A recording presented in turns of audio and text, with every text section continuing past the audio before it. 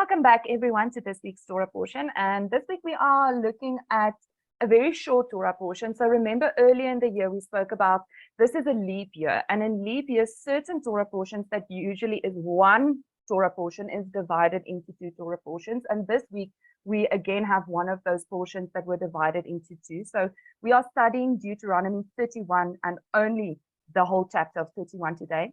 It usually is attached to last week's Torah portion, and this Torah portion's name is Yam Yehelech, okay?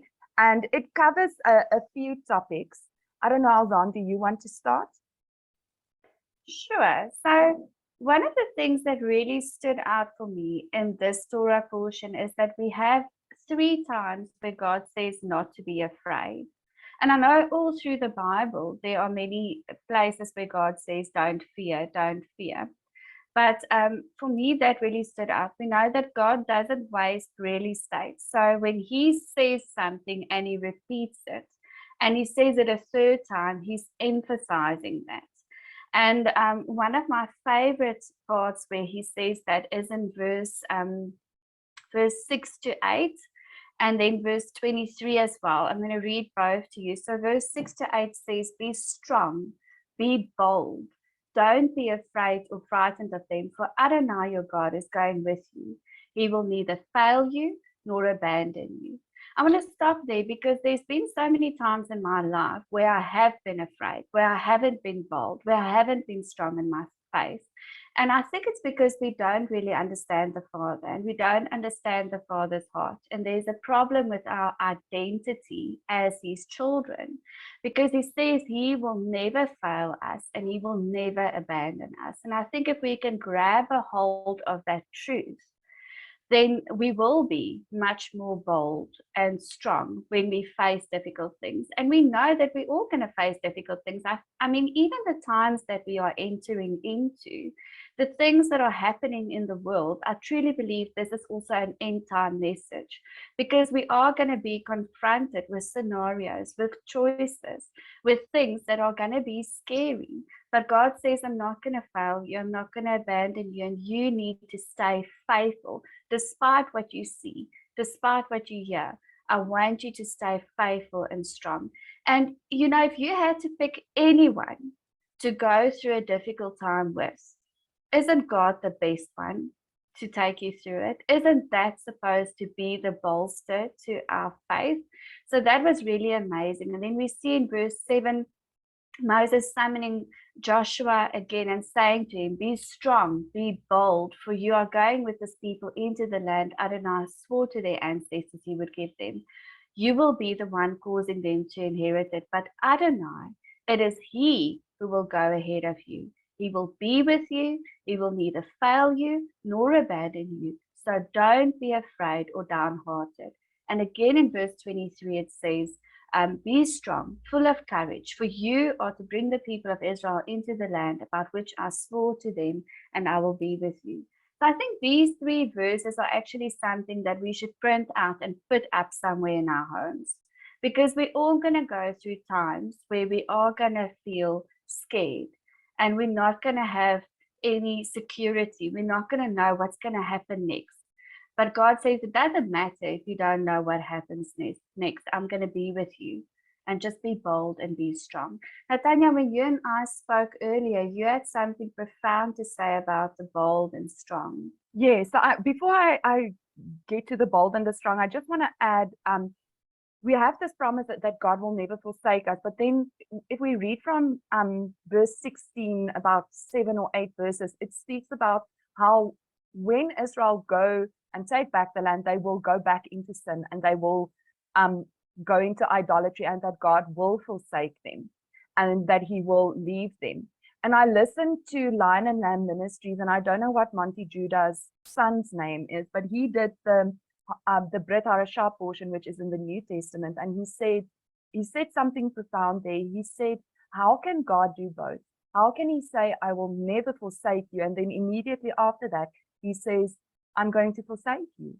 And he says that's the amazing thing about our God, is whenever we sin, he places himself between us and his own judgment.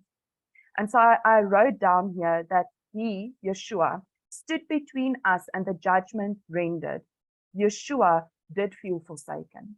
That's what he said when he was on the cross. God, why did you forsake me? And so we see that in our punishment, God has also brought our protection. And that's why he will never forsake us, because he is the one that will also take the forsaking of us on himself and not let it come upon us. And I think that is just, there's no other deity that anyone serves that is willing to take their own judgment on themselves instead of putting it on the people that deserve it. So that's profound for me. But when you look at the word for strong and courageous, be strong and courageous, we see that this repeats in this chapter, but also as soon as Joshua starts taking in the land, he encourages himself and God encourages him as well as the people to be strong and courageous. And I listened to Grant Luton's parasha seasoning of this week, and he said the word for strong is chazak, and the word for courageous is amatz. And if you look at this word strong, we see that this is the same word that was used to describe Pharaoh's heart. When the word says that he hardened his heart, that word is chazak. And we see that we must be strong, but we choose how we use our strength. We can either be Pharaoh and use it to harden our hearts against God, or we can be strong in taking back the land. And then he said courageous, amatz, was the same word used to describe Sichon. And we actually find Sichon in this chapter. And it's used to describe Sichon. And you can either use your courage to take in the land, or you can, he used a brilliant example. He said, imagine now you are in Pharaoh's army in Egypt. You are riding down to the Israelites. And here the Red Sea is open before you, and the Israelites are running through the Red Sea, and you are chasing them. You must be extremely courageous to follow them into the sea, because you know that God has just opened this for them. And so we see they had extreme courage, but the courage they used was to battle and fight the Israelites. And Grant also does in one of his, I think, Hebrew Keys teaching, he does a teaching about cowardice, because the opposite of courage is cowardice. And one of the biggest cowardice moments in the Israeli history is the moment they brought the evil report. When they stood in this exact same place where they are now, where they should have showed courage, they showed cowardice. They said, we cannot take it in. The people are devoured by the land, and the people stand strong or tall. And so they instead showed cowardice. And the word for cowardice is ephes. It's E-P-H-E-S, ephes. And that's the word but. And we all know that whenever you use the word but, you eliminate anything that happens before it. You look lovely today, but. Right? Those in Afrikaans is maar. Jy's so goed, maar. And that word but is cowardice. It also means zero, nothing, because it nullifies everything that comes before it. And so we see that we will either be courageous, and then what are you using your courage for? Because I think Paul was also very courageous in the beginning in going after Yeshua and his disciples. So he used his courage in the wrong way. And when he met Yeshua and came to repentance, he started using his courage to build the kingdom of Messiah. And so we see there is an opportunity to change your courage and to change that fearlessness about you. So that's the one route you can go. You can either use your courage wrong, or you can just have a total and complete lack of courage. And so the rabbis say the word that describes a coward the best is the word ephes, but. And how many times do we think, I must do this or do this, but will God hear my prayer? But am I doing this right? Am I good enough? And those inner voices that stop us from being courageous and doing what God asks of us. Is there something else you want to say, Aldon? No, I actually want to reverse now to the beginning of this chapter.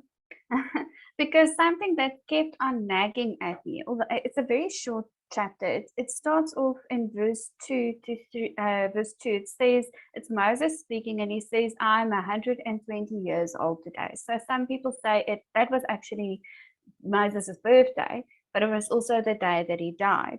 But that's not what kept on nagging at me. I could be wrong. You can correct me if I'm wrong. But we only hear of Moses' sons once, and that's when they were not circumcised. And then from there, we never hear of Moses' sons. It's like it's this man that had this amazing legacy, that walked with God face to face. He's seen as the greatest prophet. Through him, God wrote the Torah. And we are still blessed today by that. But it's like his children just disappeared. And what stood out for me was that for very long in my life, especially when I was younger, it was like my faith and my salvation, I was riding on my mother's coattails. So I was going to heaven and I'm saved because of my mom's faith. And then I needed to walk out this road where I had to figure out that I'm nothing based on what my mom has achieved spiritually. I need to dig my own wells. I need to have a relationship with God. I need to choose to walk in my own destiny and calling. I can't achieve through her achievement. And that really just kept on nagging at me this week, is that he reached 120 years. He did all of these miracles. God used him so powerfully. But somewhere his children never made that choice. They got lost. They never took up his mantle. They never stuck with him like Joshua stuck with him. If you read all through this time in the wilderness and everything that they went through, everywhere where Moses was, we see Joshua being with him. It's that the discipleship actually taking place. And in the end, the authority and the calling that was on Moses was given to Joshua, and Joshua wasn't his son. So that just, that just spoke to me. We cannot go and live our faithful lives based on others. Each one of us have to make that choice. Yes, well, Grant also said something that was interesting that's based on the 120 years. So the first 40 years, he's in Egypt. Moses is in Egypt. Then he's 40 years with Jethro, and then he's 40 years in the wilderness. And so you said the first 40 years, Moses was learning he is someone. The next 40 years, Moses was learning he is no one. And the last 40 years, he was learning what God can do with a no one. And that was profound to me, because we all know I remember one of the first things that was taught to a child growing up in a faith community is that you have a calling. You have a purpose, and we start chasing the calling and the purpose. And that's what Moses did. And it's only when he realized it's not his job to bring the calling about that God could actually use him. And I think that is his job, was to be righteous and to live a life where he's serving God, where he's waiting for God to speak to him. And when God then does speak, to act upon it. So that was also profound for me, is that he thought he was someone, and then he had to become no one in order to be something that God can use.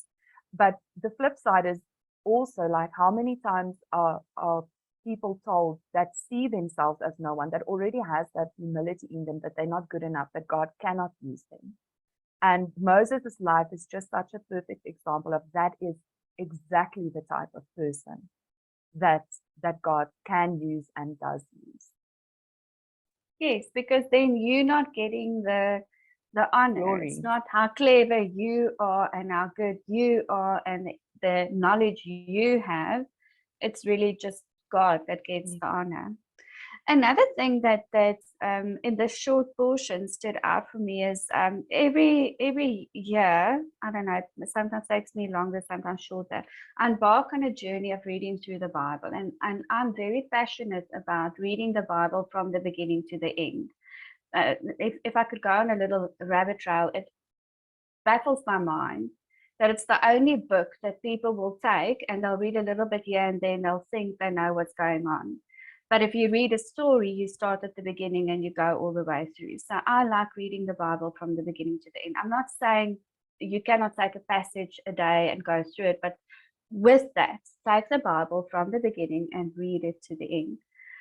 Another thing is sometimes when people get born again, people will tell them to start reading John. And what's so amazing is that God must have known people are going to do that, because what does John start with? It says, in the beginning. So John points us back to the beginning. How clever is God, right? So I started on this journey of reading my Bible again. And I took a new Bible that I haven't marked yet, that there's nothing in it. I don't want to be influenced by what I've already seen.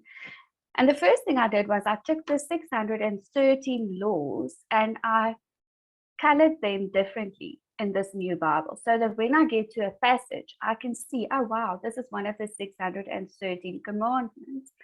And in this chapter this week, we find two. So I want to read them to you. The first one that forms part of the 613 commandments is in verse 12.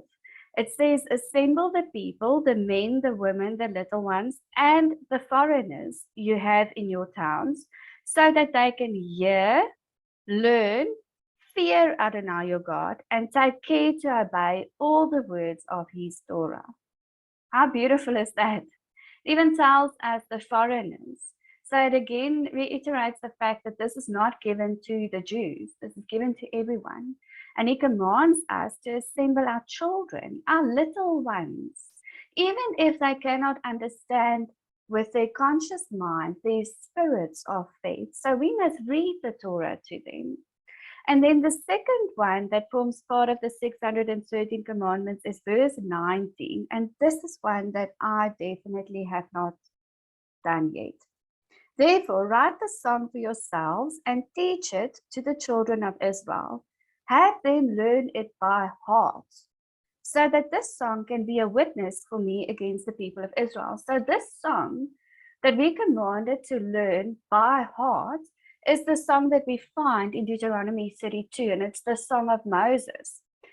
But I believe the reason that we need to learn this by heart is found in Revelation 15 verse 3, because Revelation 15 verse 3 says they were singing the song of Moses, the servant of God, and the song of the Lamb. Now, nowhere in the Bible do we find the song of the Lamb. So I believe that's something that our spirits will know, and we'll just start singing it. God's Spirit is going to impart that. But the Song of Moses, we are commanded in the Torah to memorize, to know. And that's something that I haven't done. How interesting is that? So and also something that's interesting is a lot of people believe, because there wasn't a melody given to the Song of Moses. So they believe that the Song of Moses is the words and the Song of the Lamb is the melody that's added to the words. And yes, so that is profound. But I mean, I never knew that was a commandment. I didn't either. Yeah. And it says there that we must memorize it. And I challenge you, go and look at Deuteronomy 32. It's quite a lengthy song. It's not a Mary as a little lamb. It's a long one. So it's something that we're going to have to learn, because how are we going to be in the end times, in Revelation, where God gathers his bride? The bride is going to know the Song of Moses. And I'm not saying that it's not impossible for God to impart the words supernaturally to us. And believe me, I don't think we're going to be singing this in English. I believe that we're probably going to be singing this in Hebrew. But still, just to be obedient to this commandment and to learn this song, because in this song, God is revealing a part of his character. There's warning in it, there's teaching in it. So I believe that there's more to it than just to be able to sing it. There's something that we need to learn from this song as well. Yes, well, we all better start learning, because I think it might take a while. Maybe get the English done and then go on to try and learn the Hebrew. The last thing I want to talk about is in verse 27, when it speaks about how the people are going to go into sin and not listen to the words of Moses. It also speaks about them being stiff-necked. And this is something that I think is so important to look at, because we see that Moses was this humble man and that he was filled with humility. He had no problem with being the least. But a stiff-necked person, if you look at the description for the neck, it doesn't just speak, we see this as the neck, but they actually speak of the whole back, the whole vertebrae column is considered part of the neck. It's one big thing. This is just the only place we really see it. And so it speaks about the back being upright. And remember, when we talked earlier in the year about grain, if you want to see what is a wheat and what is a tare, the wheat, as soon as it gets filled with the fruit, it bends over, but the tare stays upright. And this is the same example. It's that stiff-necked person is unable to bend themselves in humility. They're unable to be the least. They're unable to give into God's word. They're unable to be coached or have someone have wat's inspraak in jou lewe? I don't know, just move on. Okay. Input perhaps? Thank you. No one's allowed to give input. And so we see that this is part of rebellion, because just before that it speaks about they will go into rebellion because they are stiff-necked people. And so your stiff-neckedness, your pride, the things that you will not take input from other people, not give into God's will, it will turn into a rebellion. And what does God say if you go into this? That he will forsake you.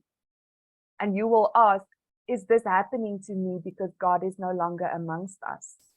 Those are the things. And so sometimes God does remove himself from you, but sometimes he removes himself from us because we are so filled with pride that we're not willing to bend to his will. And then I just want to speak about the neck as well. The neck is very important, right? I don't know if you've ever slept in a way that's hurt your neck, and then you have to turn your whole body to look, so we see that the moment there's something wrong with your neck, your vision is impaired. Your ability to see your surroundings is impaired. And if you can't know what's going on around you, you don't have discernment. So you will lose your discernment. You will lose your ability to communicate with people. If you turn to people, you turn and you talk to them. And go and do a study of how your neck will affect your life if it's not working properly. And realize that this one analogy will take up so many things that we think is okay that we do, and it actually leads to rebellion and God saying, I'm going to forsake you. And it's all good and well, because we know that Yeshua did take the forsaking on our part. But there's also the moment you know that you can't go around saying, I can do what I want, because Yeshua will be stand between you and my judgment. The judgment will then come on you. Okay, that's all I have to say. Do you have anything else? No. Thank you so much for joining us this week. Shabbat Shalom.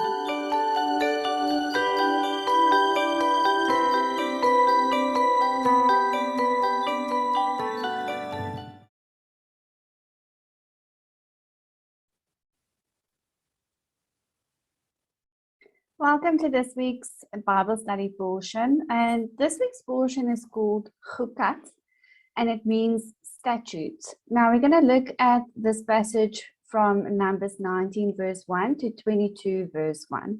So I think if you've been following for the last few weeks, you'll notice that there's a set portion that we study every week, but we don't necessarily cover everything that's in that portion just because of time constraints. So what Natanya and myself will do is we'll just pray and ask the Holy Spirit to show us what we need to work on.